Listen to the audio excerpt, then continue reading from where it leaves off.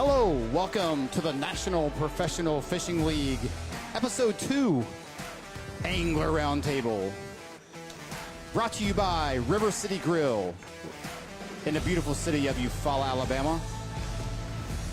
The Chamber of Commerce, the city of Eufaula, Alabama, and Lake Point Resort. We are the National Professional Fishing League, and this is the Angler Roundtable with your host, Mr. Fat Cat Newton.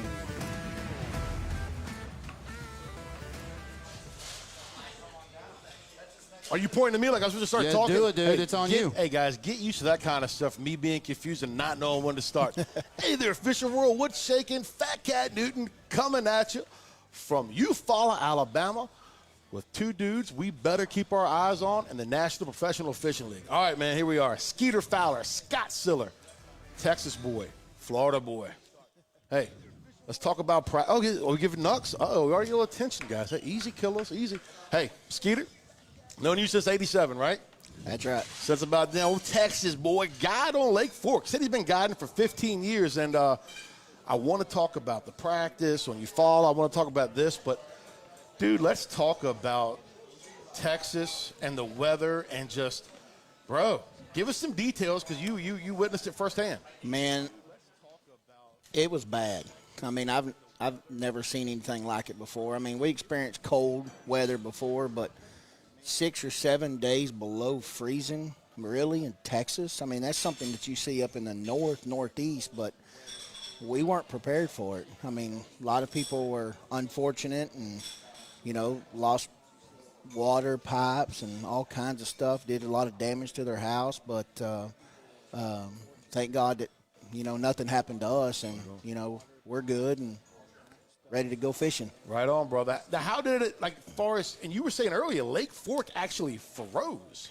Hey, parts of Lake Fork were froze over. You can go back and look at some of the guides posting, and they were being funny, right after the freeze had gone away and it was starting to warm up. Lake Fork was actually parts of it still frozen, and they were flipping a rattle trap on that break of the ice. You could see the ice and stuff, and they were saying that's how they're catching them. It was just funny, but man, I've never seen that ever in my life. And Ain't that something? It was crazy. Now, is it going to bounce back? Are they catching fish right now? What's Lake Fork doing right now? Man, I saw some posts yesterday from a couple guides. I mean, there's been some big ones caught, like O.H. Ivy, that craze went crazy. But I seen a couple guides posting some pictures. And Elaborate on Ivy real quick. So O.H. Ivy, for you guys that don't know, is about 3.5, 4 hours west of Lake Fork. Luke Duncan posted some pictures of catching the lake record smallmouth. Since then, I think it's been broken 2 or 3 times. And, the guy that's with 6 Cents Fishing, Casey Zoback, him and his buddies went down there, and they caught a 14-pounder, and a couple of them caught 12s. I mean, it just went crazy. And then, next thing you know, you can't get a boat and truck in the parking lot. Dude, do you attribute that to the weather? Do you think the weather played a role in that? Or, what? Why did the freaks come out at night over there on Ivy? I think O.H. Ivy's been very low for so long. How low was it, so they know? 20 feet low, 25. I mean, I don't how know. Long? For years. Then the weather, they got a lot of rain and the lakes come up and the fishing's gotten good and social media, post and stuff, and everybody wants to catch a big fish. Right. So you start posting big pictures of big fish, you're going to have company. That's right. And we've seen that happen to a lot of fisheries over the years. Absolutely. When a big circuit goes there, and we saw it happen to Falcon, Mille Lacs, a lot of these places went. So, all right. I had to talk about Texas because we got a Texas boy sitting with us, but let's talk about Eufaula, your experience at Eufaula. Are you familiar with Eufaula? Absolutely not. Okay, so it's your first time here. It's my first time here. Okay, let's talk about how's your practice going so far? Yesterday I had an okay practice. Today was a better practice. I'm not catching a lot of numbers, but I'm getting bites. I'm hearing people talk about it's going to take 60-something pounds, plus to win. My practice, I disagree with that. I mean, I fished the south end of the lake yesterday. I fished the north end of the lake today.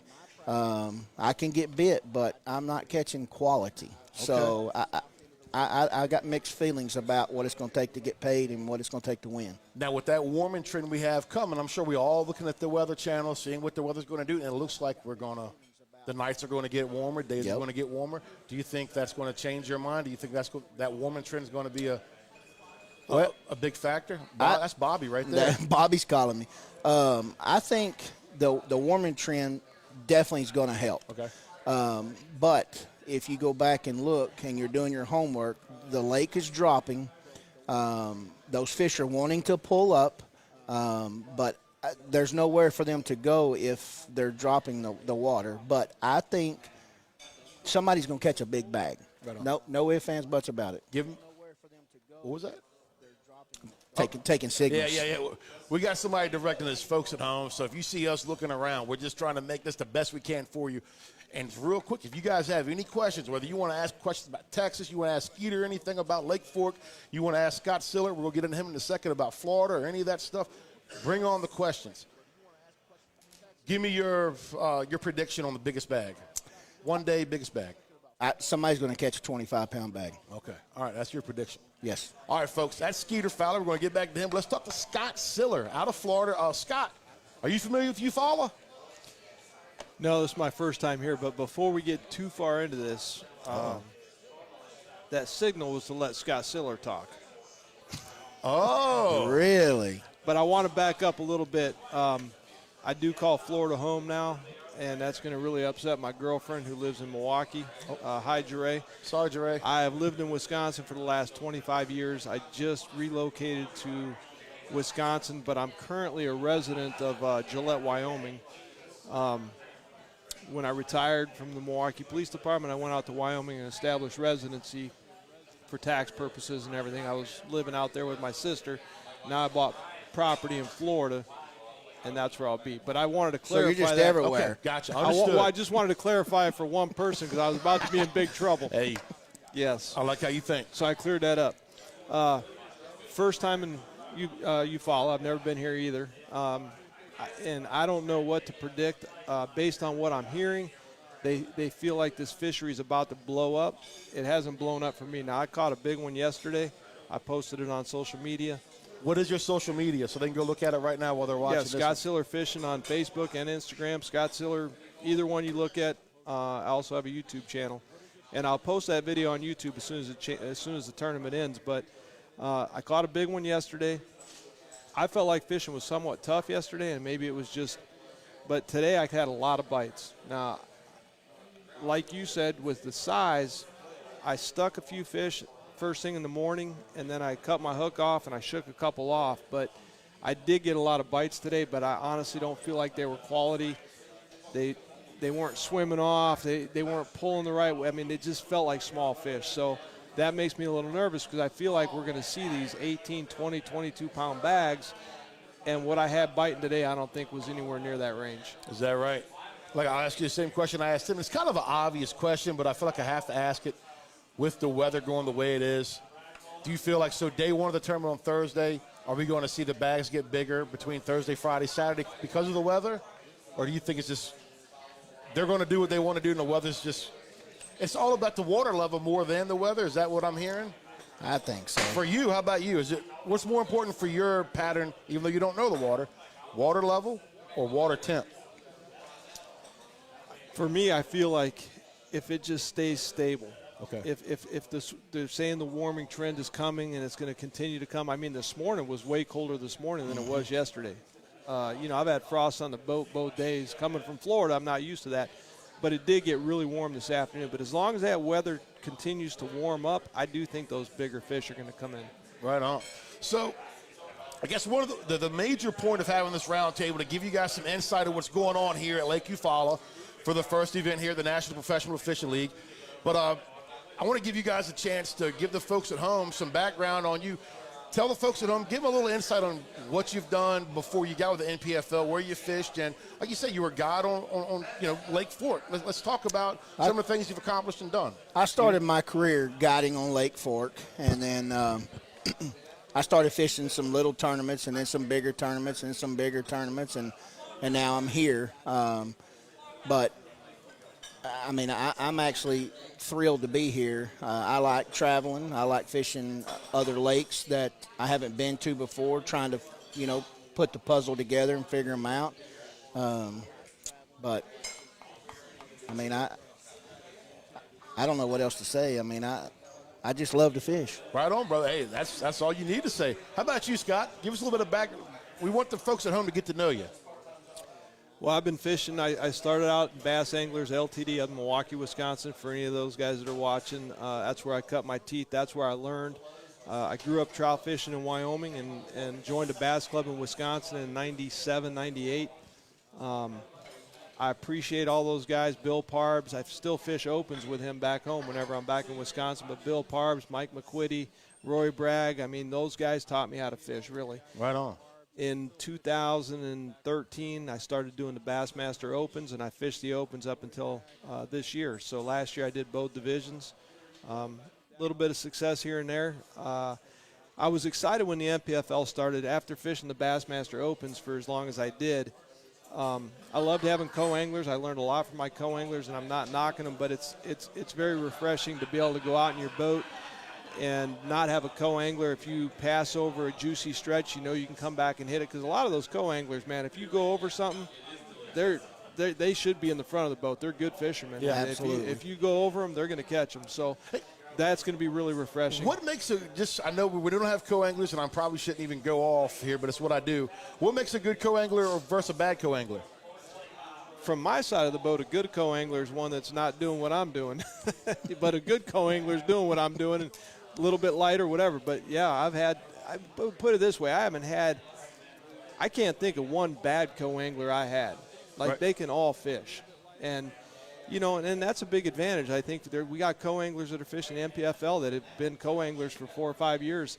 I mean, you can go back and look at Justin Lucas. I mean, he was very successful as a co-angler in the FLW, went to the pro side, and, man, took off right off the bat. So, a good co-angler, they're out. Trust me, I think most of them are good co-anglers. Right on. If they're going to fish at that level. Right.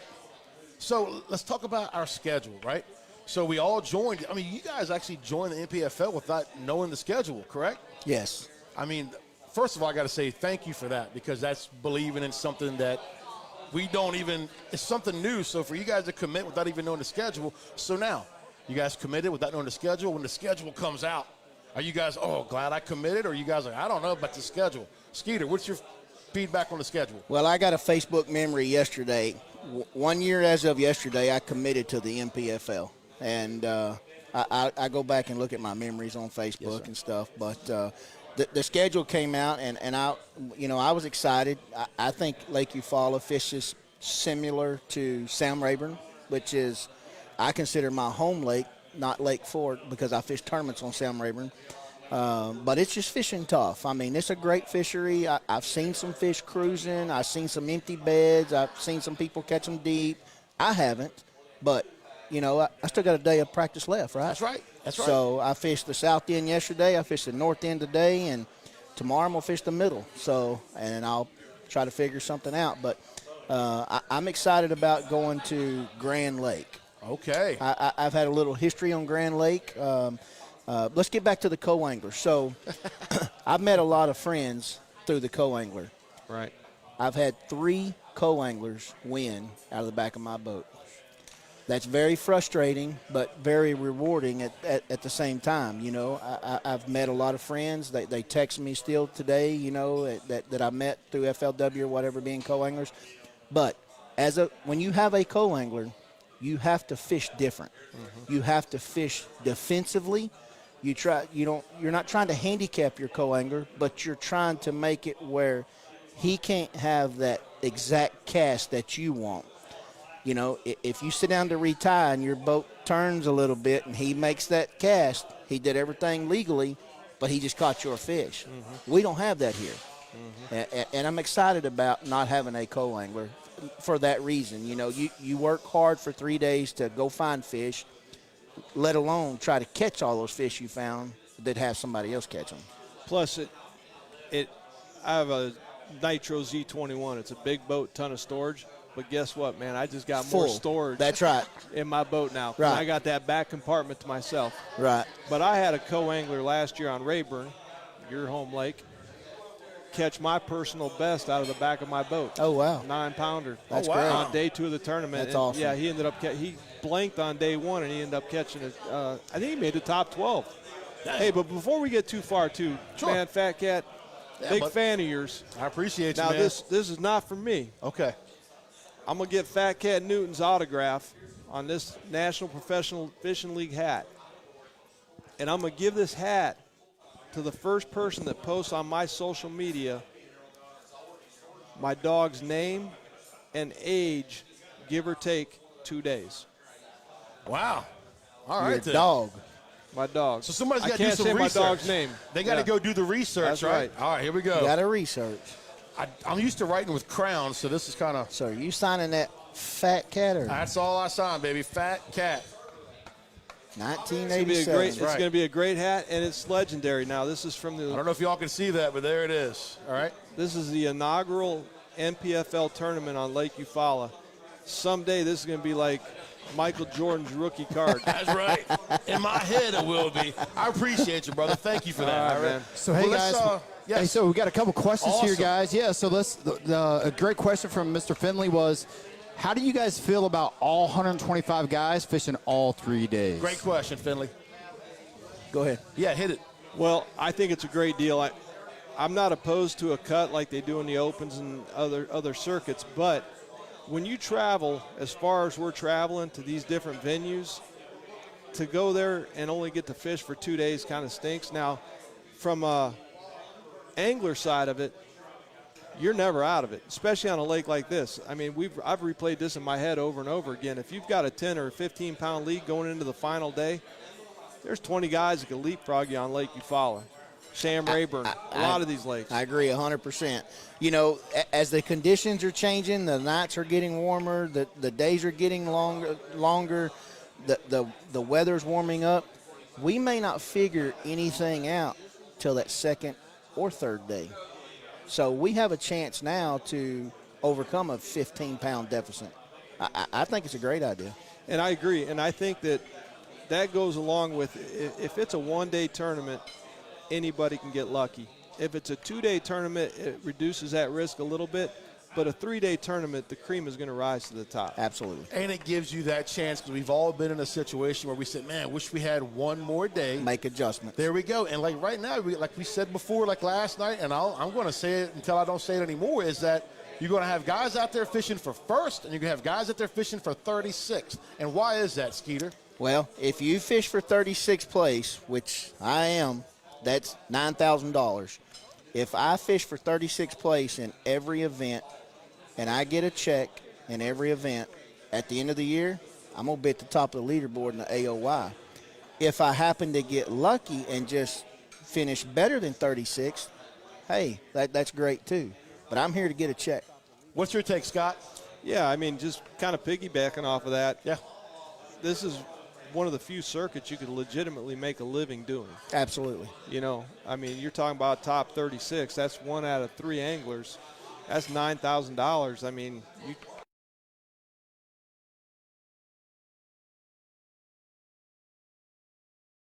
Tuna fish. I'm down with that. Like, we ain't eating bass. I know, right? Yeah. Hey, guys, another question coming in from Mr. Adam Savo, who wants to know, Skeeter and Scott, what are you most excited about fishing the NPFL this season?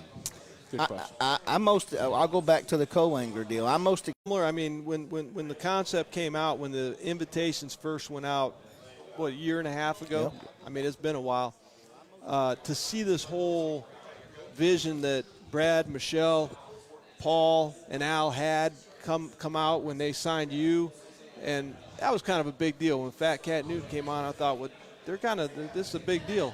And then they get Luke Duncan, and then they get Dudley. Yeah, David Dudley. I thought, man, Bro, some big names. I Yeah, would jump big in. names. Listen, when I heard the David Dudley thing, I was like, ain't no way Dudley's doing this because he's fishing, BPT and all that.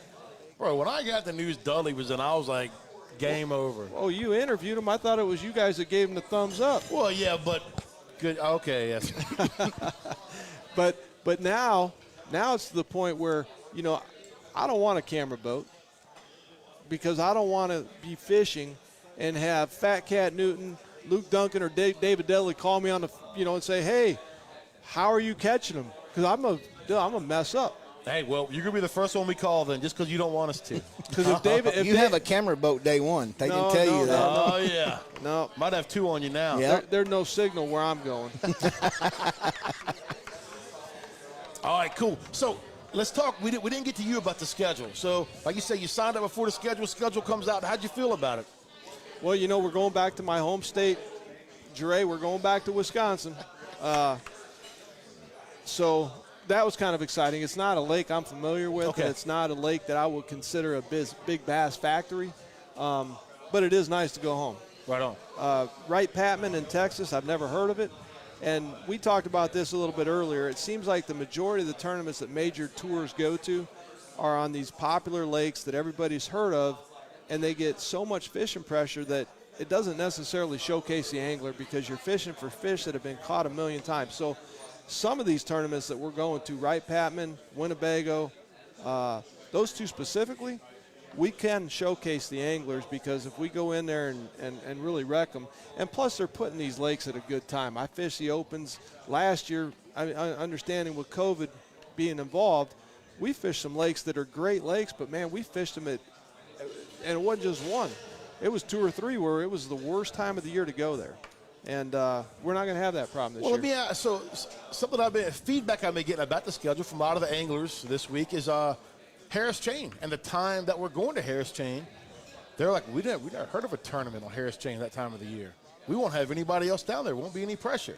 You guys have any input on the Harris Chain? Us going there that time I of year? I like it. Every time you talk about Florida lakes, you talk about January, February. You never hear of anybody going to Florida and fishing in May. It's unique. I think it's going to be different, and it's going to have less pressure than if we went in January, February. So you're down in Florida these days. What's your take on it? Well, first of all, I've heard that there's a lot of big fish caught in May and June. Okay. But like you said, I mean, it's like going to Sturgeon Bay into May, beginning of June. You go to the launch and there's plates from Texas, Oklahoma, Kansas, everywhere else because they're going up for them big smallmouth. Eufaula right now. Florida, January, February. So, yeah, the pressure will be down a little bit, but I do think that we're not going to run into the problem in January and February in Florida where if you get a cold front, those Florida bass, they shut down, and it can be day to day. When you start fishing in May, that's not going to be an issue. It's going to be a stable weather thing. Yeah. You know what I mean? They're going to be doing what they're doing. So I think we're going to hit it good. I do. I think we're going to get some giant weights down there in May, and the Harris Chain is a phenomenal fishery. Oh, yeah. You know, it's not your typical 6-foot deep lake in Florida that's got grass all over the place. It's got depth change. There's deep holes. Elaborate. Like, what's a deep hole? Well, there's deep holes. I'm not an expert on the Harris Chain. I fished an open down there, but there's 20, 30 foot of water in some of those go areas. out there and throw a deep shell plug. beds, sure. Oh, okay. Yeah. All right. So it'll open it up. I think it's going to be a great deal. How about that? Awesome. Well, look,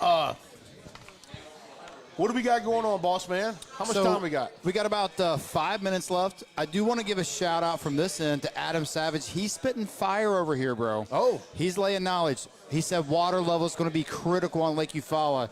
Before you said it, Scott, Adam Savage said stable weather in Florida means you can get on them and stay on them. So shout out to viewer Adam Savage. Yeah, Adam Savage. All right. Appreciate you, Adam. homie. And anybody else out there watching right now, man, chime in. Send us some questions. Talk to us. Let us know what's going on. So, listen, when we get to Harris Chain and we bring in 30, 35 pounds, no. What do you think? Like, you're talking a potential Harris Chain big fish. What could be a big weight at Harris Chain? Out of all the fisheries we're hitting, you think Harris Chain will bring in the biggest 3-day total? I honestly can't say. I've never been in Florida in May. Okay. So, yeah, I'm a resident there now, but I've never been there in May. But I do think our biggest bag is going to come right here on Eufaula Thursday, Friday, or Saturday. Oh, wow. What's your take, Skeeter?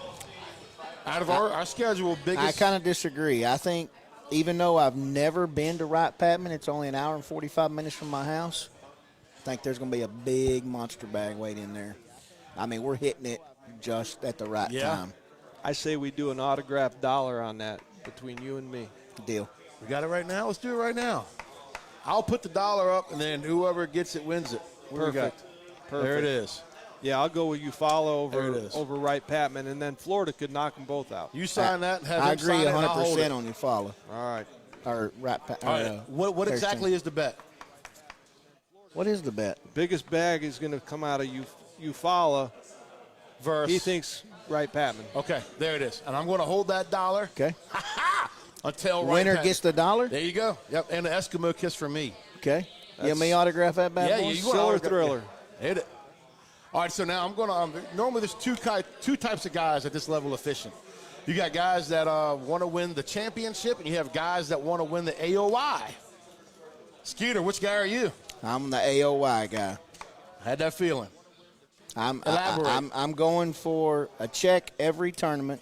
If I get a check in every single tournament, I will be at the top of the leaderboard for AOY. Now, I do think when in a 3-day tournament, you can fish for a big bag one day and then fish for a medium bag the next 2 days to salvage your 3 days. But I think if you try to fish like at Rayburn and catch 25 pounds every single day, I think you're in trouble. All right, we're about to end this, but I'm going to throw a curveball at you. So AOI is the answer. We have not announced where the championship tournament's going to be yet, right? What if we announce where the championship is and it happens to be Sam Rayburn? Would you rather win the championship with Sam Rayburn, or would you still rather win AOI? Championship. Okay. That's what I thought. All right, Scott, You changed my mind now. All right, brother, how about you? Would you rather win that AOI or the championship? 100% the championship. Is that right? I want to win the Shield on any one of these 6 events or the championship. That's my goal.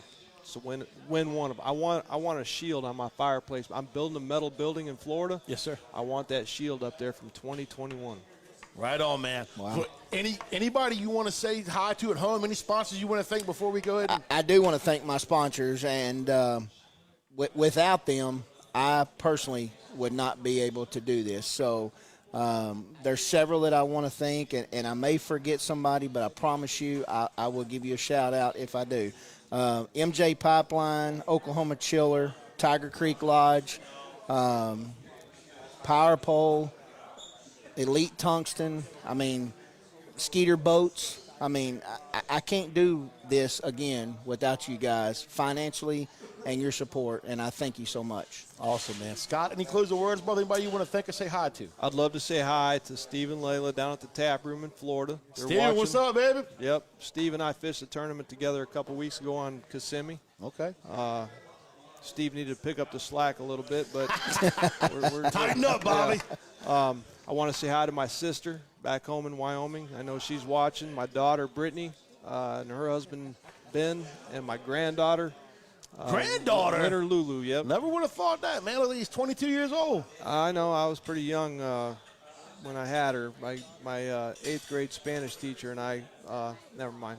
I was like, okay, we're going to run this a little bit longer. But I do want to thank Mercury Marine, Michelle, and Michelle Kilburn up, and I have to say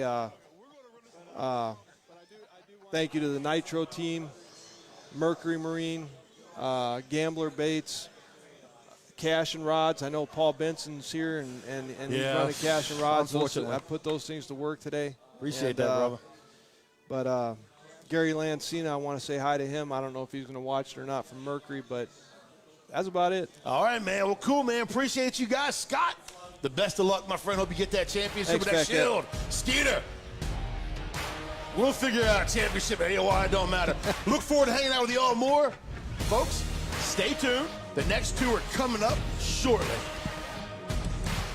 All right, thank you for your first segment there with Scott Siller and Skeeter Fowler and the Fat Cat Man himself.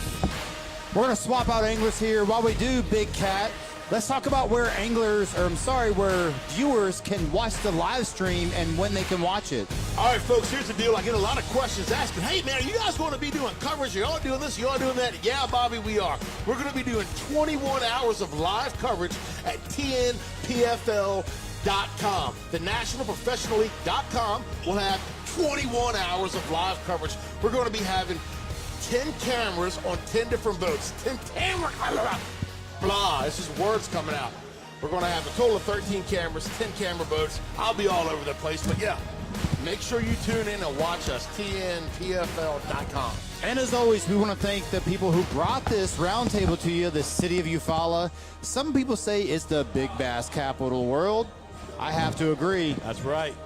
And also, River City Grill. If you guys are looking for a great meal and a great time, this is where we come, right, B? Delicioso, baby. Come and get it. All right, folks, here we are. Jeff Dobson, Brian Smith.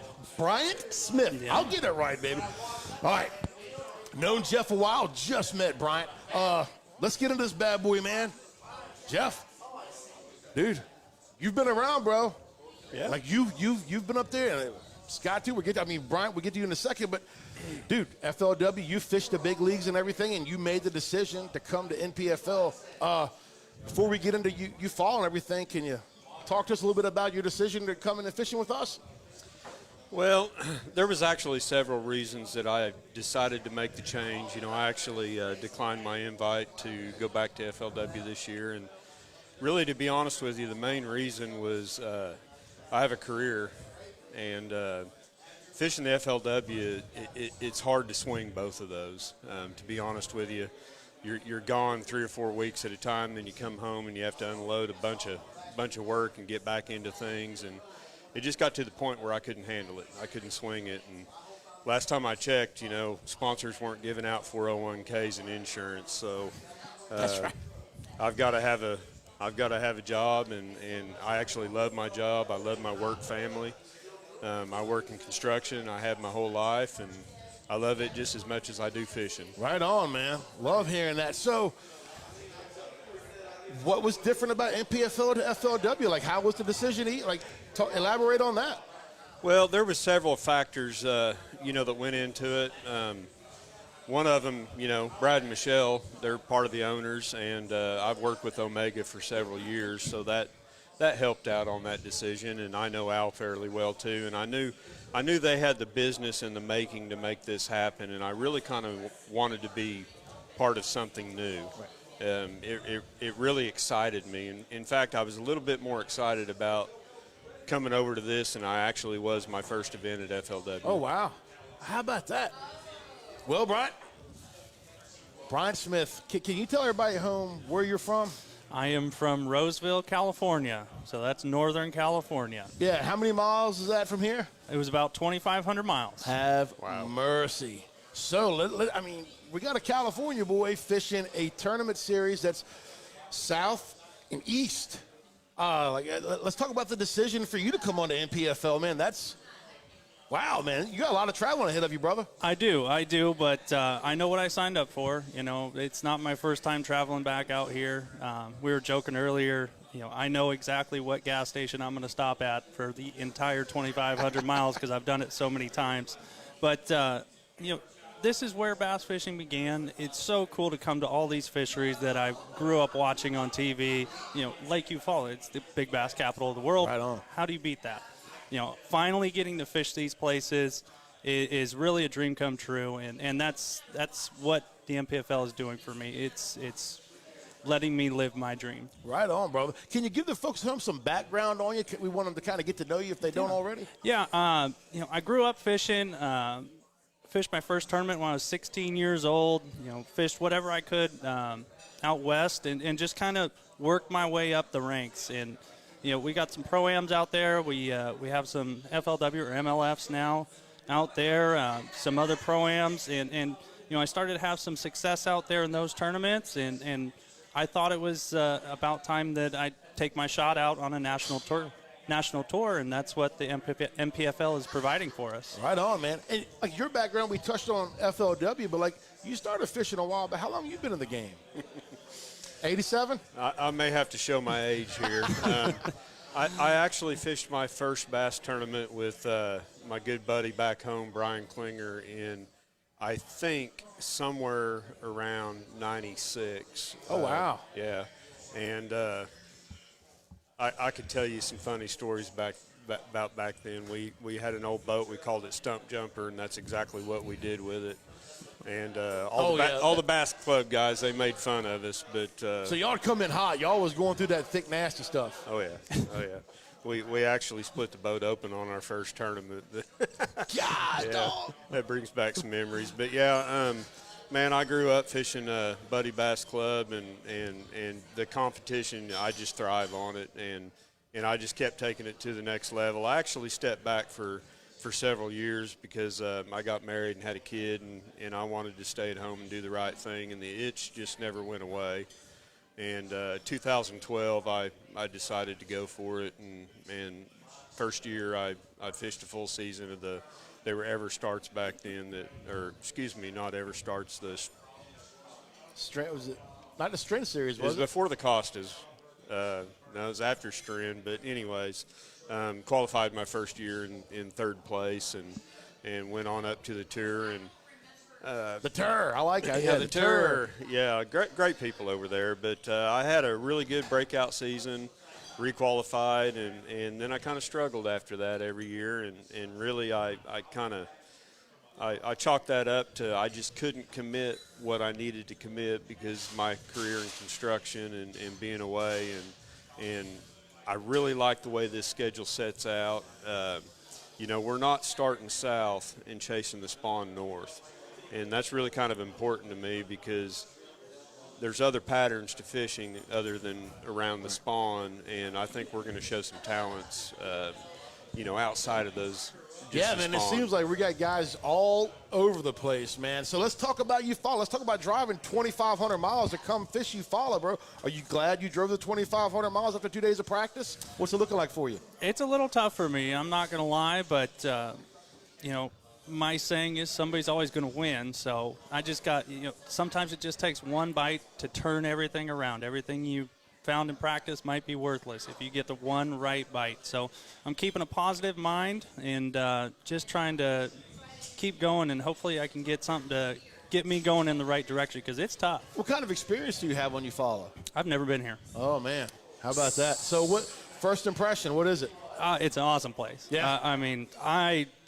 Growing up in California, I grew up fishing shallow, fishing California Delta, Clear Lake, dirty water, grass, wood. That's what I like to do. So you're right at home then. Yeah, absolutely. Absolutely. That's what I like to do. So, seeing everything, it's a lot to take in. I mean, this is way bigger than anything else we have in California, and that's the biggest kind of thing I have to keep in mind is I don't need to fish the whole thing. I can fish Clear Lake in about 2 days, the whole thing. Oh, wow. You can't fish this place in 2 days. You might not even be able to fish one creek in 2 days. So it's tough, but I'm trying not to get myself spread out, but I'm going to keep going. Right on, brother. So we got a great question, Mr. James Hastings. Okay. He put it in before, but you guys just kind of laid right into it. For both of these anglers, what's your favorite way to catch them? Like, is it a frog? Is it a spook? Is it flipping wood? If you can catch them any way you want, what is it going to be? Oh, wow, yeah. Go ahead. Flipping heavy grass with braid, big weight. I love punching. right. That's me. Power fisherman Brian Smith over here. How about you, Jeff? Man, I got to tell you, I love to pick up an FX rod and throw a jerkbait.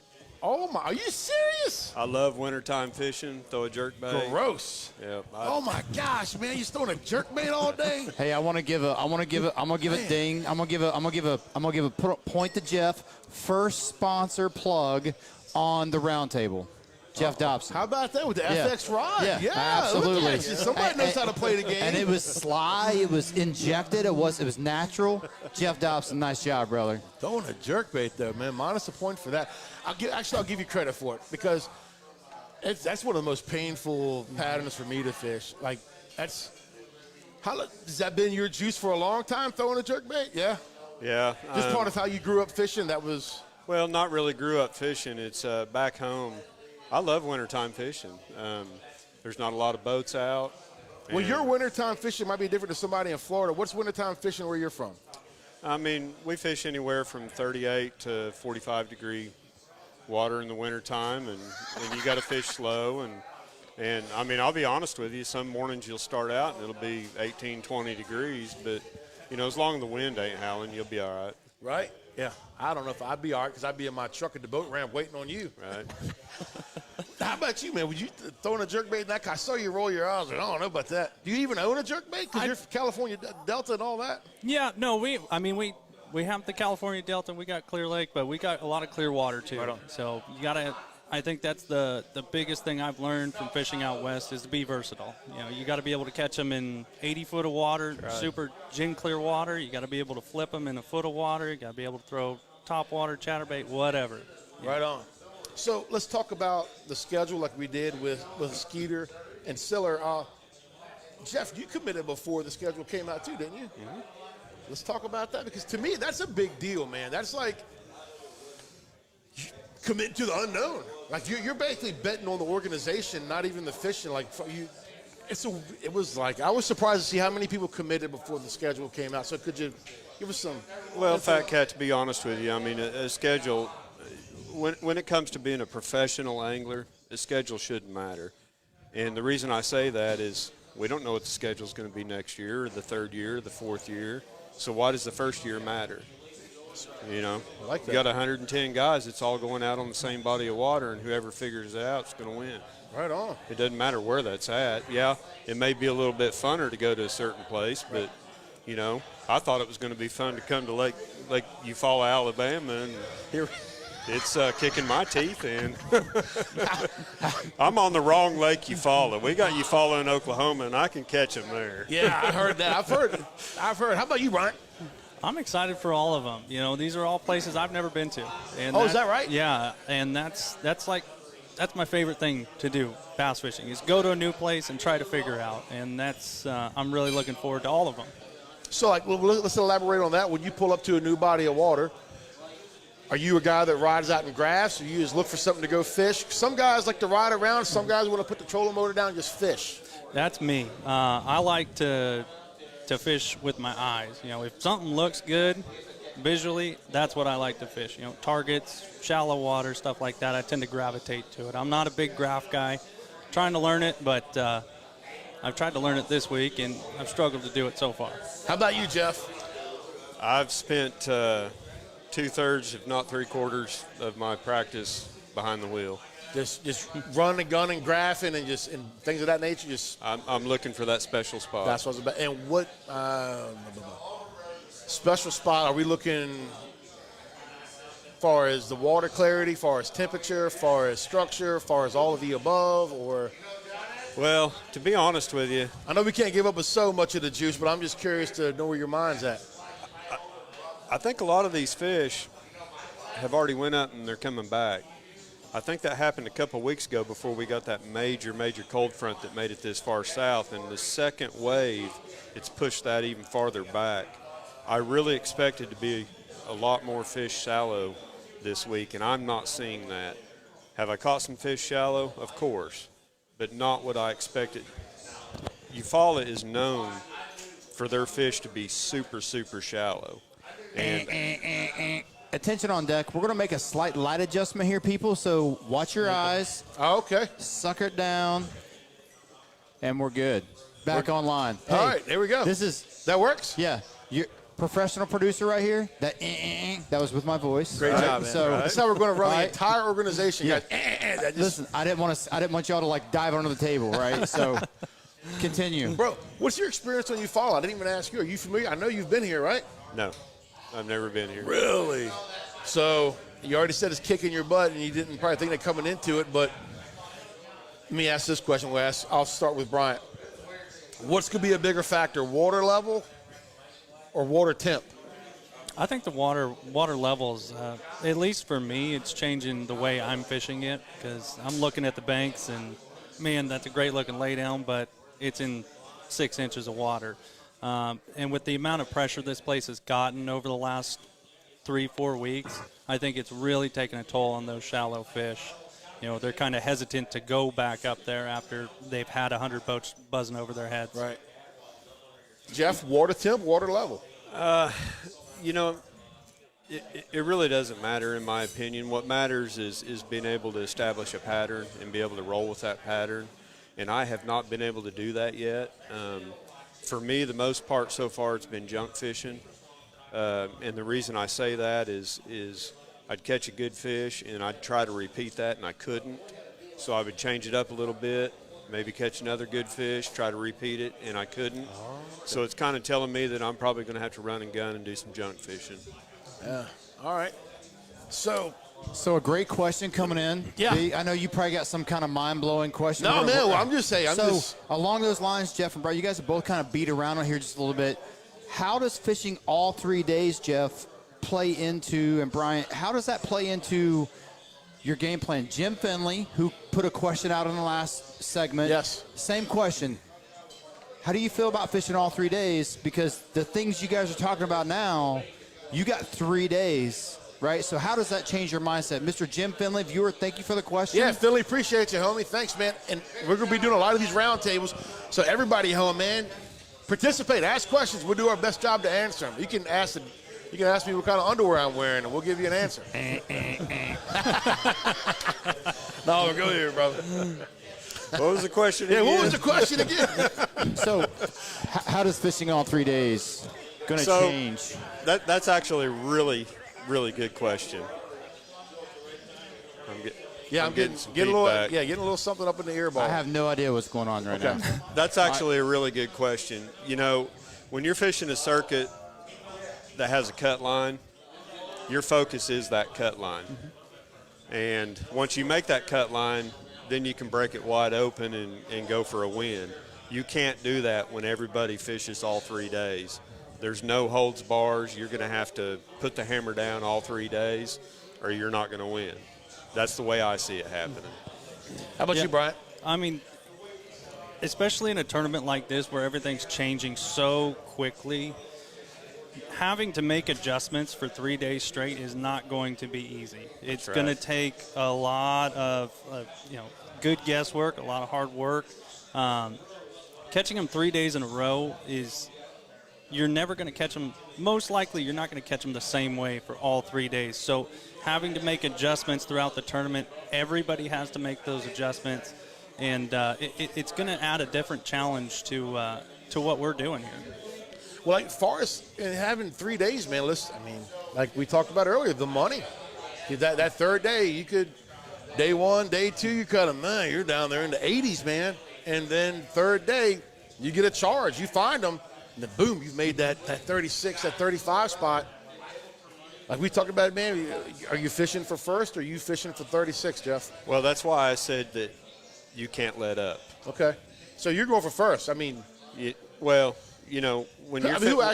you're fishing for a cut and you get a decent bag put together, you can let up. Okay. And just make the cut and then go for a win after you make the cut. You can't do that here. So if you're fishing for a win, it's no holds bars. I determine that when I start practice. Okay. And I know this may sound funny to some people, but depending on how my practice goes will depend on what I put my game plan together, if I'm going to be fishing for a win, if I'm going to be fishing for a win, or if I'm going to be fishing for a check. This event, I'm fishing for a check. Right on. What's your take on it, Brian? Yeah, I mean, I try to evaluate, like Jeff said, what I'm on in practice. I can't turn 15 pounds into 20 pounds magically. Right. If I'm on 15 pounds a day, which I would be really happy with 15 pounds a day, but if I'm on 15 pounds a day, I got to go try and catch that 15 pounds, and then depending on what time of day it is, then I can go and try to gamble for a big bite. But I'm not going to try and overextend myself. If I'm going to catch what I can catch and see where it shakes out. Okay, gotcha.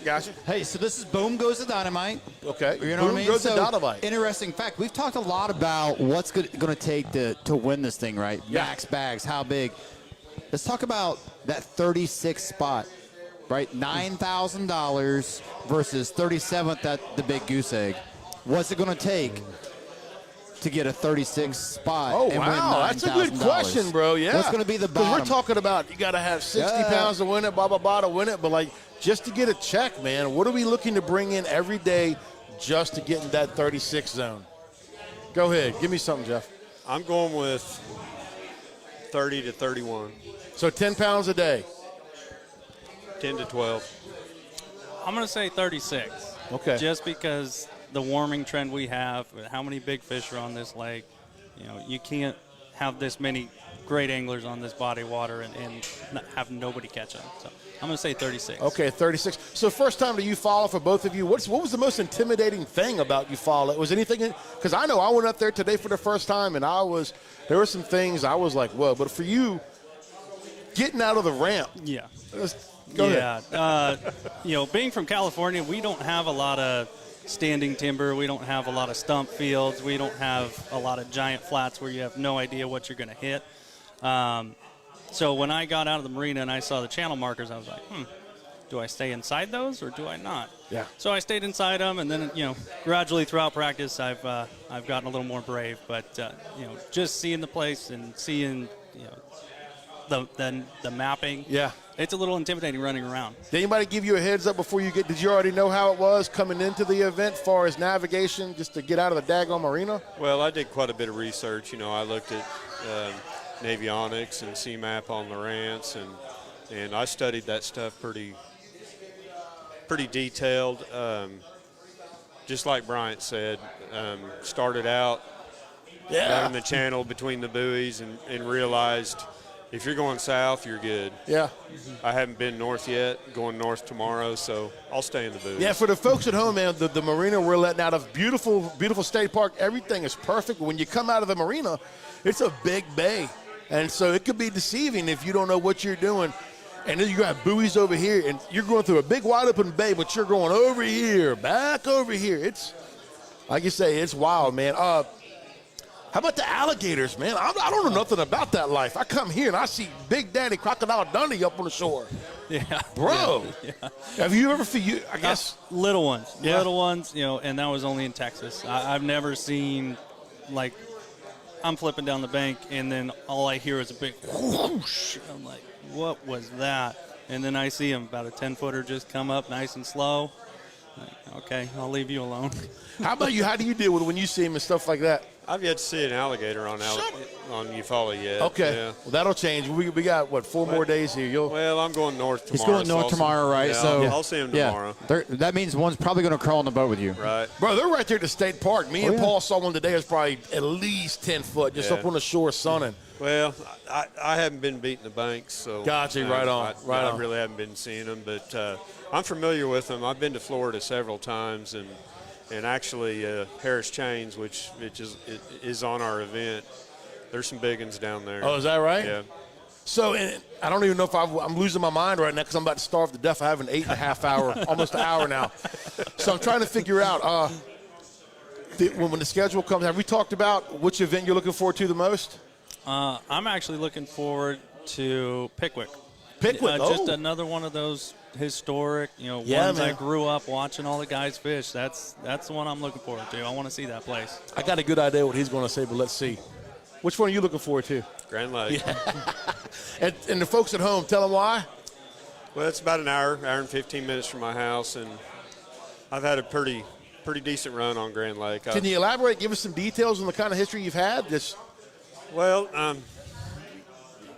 I've just fished it my whole life, and I've done well there. I almost won an ABA national championship, had 600 boats, and got second. Have mercy.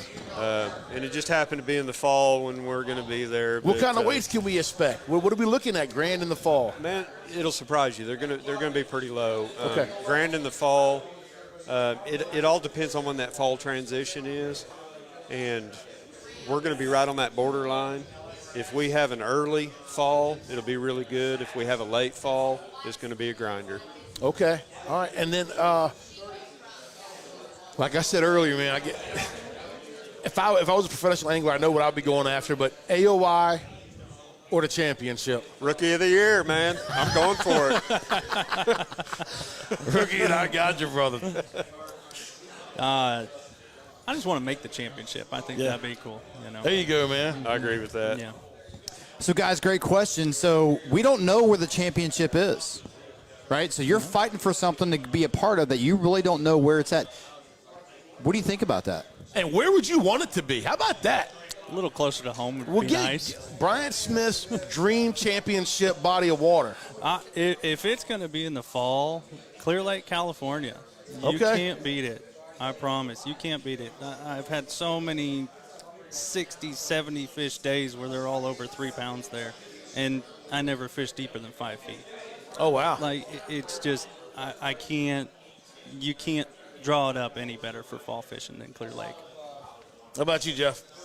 You know, I'm a shallow water power fisherman from Oklahoma, but I want to go north to some smallmouth fisheries. I want to do St. Clair or something like that. I don't know what it is about those smallmouth, but I click with them and I enjoy fishing for them, and I'd really like to do that. And you get up there the right time of the year. It's ridiculous. Man, any time of the year. I mean, every time I've been up there. It's, my main reason for going up there because it's fat man weather. I can go up there and actually relax and not have to worry about sweating.